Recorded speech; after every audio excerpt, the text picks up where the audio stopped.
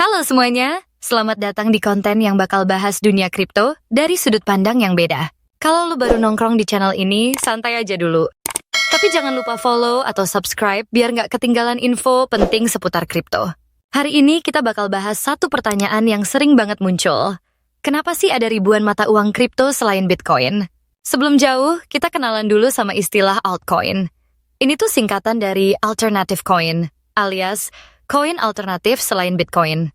Jadi semua kripto yang bukan Bitcoin, dari Ethereum, Solana, sampai Dogecoin semuanya itu disebut altcoin. Bitcoin emang jadi pionir alias pelopor di dunia kripto.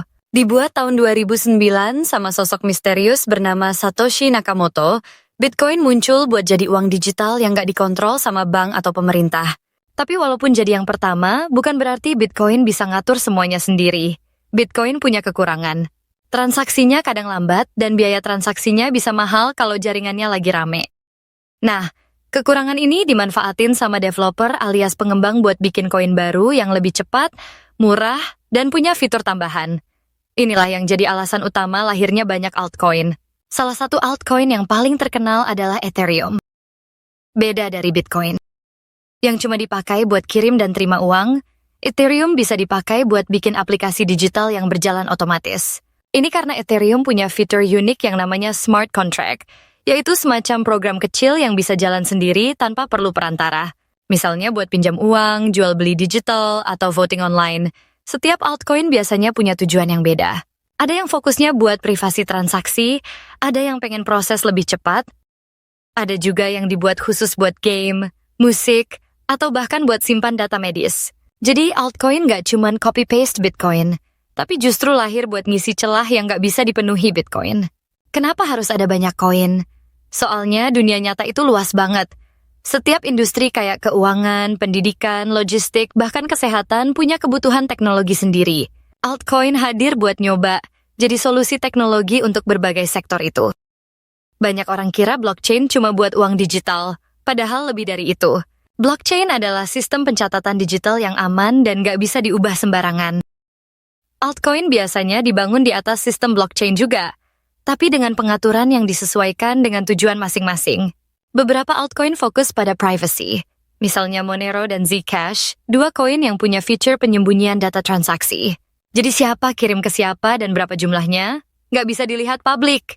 Ini beda dari Bitcoin yang semua transaksinya bisa dilacak di internet. Ada juga altcoin yang fokus pada kecepatan dan skala besar.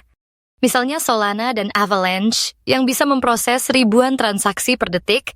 Buat ngebandingin, Bitcoin cuma bisa 7 transaksi per detik. Altcoin ini dirancang biar bisa dipakai kayak kartu debit real time tanpa delay. Altcoin juga berperan penting dalam dunia yang namanya DeFi, alias Decentralized Finance. Ini adalah sistem keuangan tanpa bank atau lembaga perantara. Jadi lo bisa pinjam uang, nabung, bahkan investasi cuma dengan smartphone dan koneksi internet Ethereum jadi pondasi utama DeFi, tapi banyak altcoin lain yang ngebantu bikin sistem ini jalan. Ada juga altcoin yang disebut token utilitas. Ini bukan sekadar uang digital, tapi alat buat pakai fitur di suatu platform. Misalnya, lo butuh token tertentu buat main di sebuah game blockchain atau buka fitur premium. Ada juga token governance, yaitu token yang ngasih hak suara ke pemiliknya buat nentuin arah project atau perubahan sistem. Fenomena NFT, non-fungible token, atau seni digital yang bisa diperjualbelikan juga bikin banyak altcoin baru bermunculan. Misalnya Flow, altcoin yang dipakai buat jual beli karya digital kayak highlight NBA, seni, atau item game. Jadi altcoin gak cuma soal uang, tapi juga tentang budaya digital. Game blockchain juga bikin altcoin makin hype. Misalnya Axie Infinity, game yang punya koin sendiri bernama IXS. Pemain bisa dapetin token dari main game, lalu token itu bisa ditukar ke uang asli. Ini bikin altcoin relevan banget di dunia hiburan. Selain itu ada juga altcoin yang nilainya stabil, disebut stablecoin. Contohnya USDT atau USDC. Koin ini dirancang supaya nilainya tetap, biasanya dipatok ke dolar Amerika Serikat. Jadi cocok dipakai buat transaksi yang butuh kestabilan atau buat parkir duit waktu pasar kripto lagi nggak stabil. Isu lingkungan juga jadi pertimbangan penting.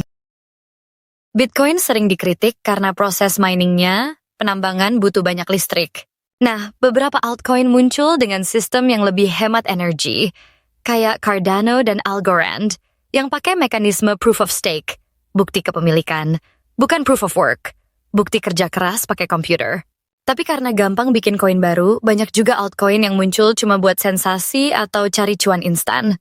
Beberapa bahkan cuma scam alias penipuan. Makanya penting banget buat lo selalu riset dulu sebelum beli altcoin, jangan asal ikut-ikutan tren. Komunitas juga punya pengaruh besar, misalnya Dogecoin, yang awalnya cuma lelucon tapi bisa naik drastis gara-gara dukungan Elon Musk dan komunitas online. Tapi sisi negatifnya, harga bisa naik turun tergantung hype, bukan karena inovasi nyata. Beberapa altcoin mulai dipakai di dunia nyata, ada yang dipakai buat sistem logistik, pendidikan, bahkan pemilu digital. Pemerintah dan perusahaan mulai tertarik sama teknologi blockchain karena dianggap transparan dan aman. Tantangan terbesar altcoin adalah aturan hukum alias regulasi.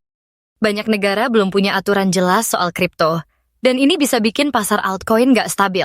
Tapi sekarang makin banyak negara mulai bikin aturan supaya ekosistem ini bisa berkembang dengan aman. Nggak semua altcoin itu bagus.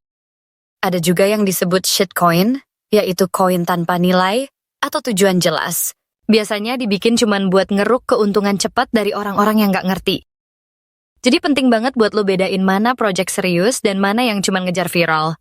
Kalau lo mau riset altcoin, cari tahu dulu white papernya, dokumen resmi project, siapa tim pembuatnya, gimana rencana pengembangannya, dan gimana aktivitas komunitasnya. Gunakan juga situs seperti CoinMarketCap atau CoinGecko buat bandingin data-data altcoin yang lo incar. Jangan takut mulai dari nol. Semua investor kripto juga pernah clueless alias bingung pas awal-awal. Yang penting lo rajin baca, nonton video edukasi, dan jangan malas belajar. Dunia altcoin memang ribet, tapi juga penuh peluang. Jangan cuma taruh semua dana lo di satu koin. Sebaiknya sebar dana ke beberapa altcoin berbeda. Biar kalau satu jatuh, yang lain masih bisa backup. Ini strategi investasi yang disebut diversifikasi. Jangan pakai uang kebutuhan hidup buat investasi altcoin. Kripto itu fluktuatif, harganya bisa naik turun drastis dalam hitungan jam. Jadi anggap aja ini sebagai portofolio berisiko tinggi yang lo kelola dengan cermat. Altcoin bukan musuh Bitcoin. Justru mereka saling melengkapi. Bitcoin bisa jadi penyimpan nilai kayak emas digital, sementara altcoin bisa jadi bahan bakar buat aplikasi, game, dan sistem keuangan masa depan. Dua-duanya punya peran masing-masing. Teknologi kripto terus berkembang. Siapa tahu dalam beberapa tahun ke depan, altcoin justru yang jadi alat transaksi utama buat kehidupan sehari-hari kita. Jadi sekarang saat yang tepat buat mulai belajar dan memahami potensinya. Dan yang paling penting, jangan beli altcoin cuma karena FOMO, alias takut ketinggalan tren. Banyak banget orang rugi karena beli pas harga tinggi dan jual pas turun. Tenang aja, dunia kripto itu bukan lomba cepat-cepatan, tapi maraton buat yang sabar dan paham. Nah, sekarang lo udah dapet gambaran besar kenapa altcoin itu banyak banget dan kenapa penting. Dari teknologi, komunitas, sampai penggunaannya di dunia nyata, altcoin bawa warna baru buat dunia digital. Sampai jumpa di konten berikutnya.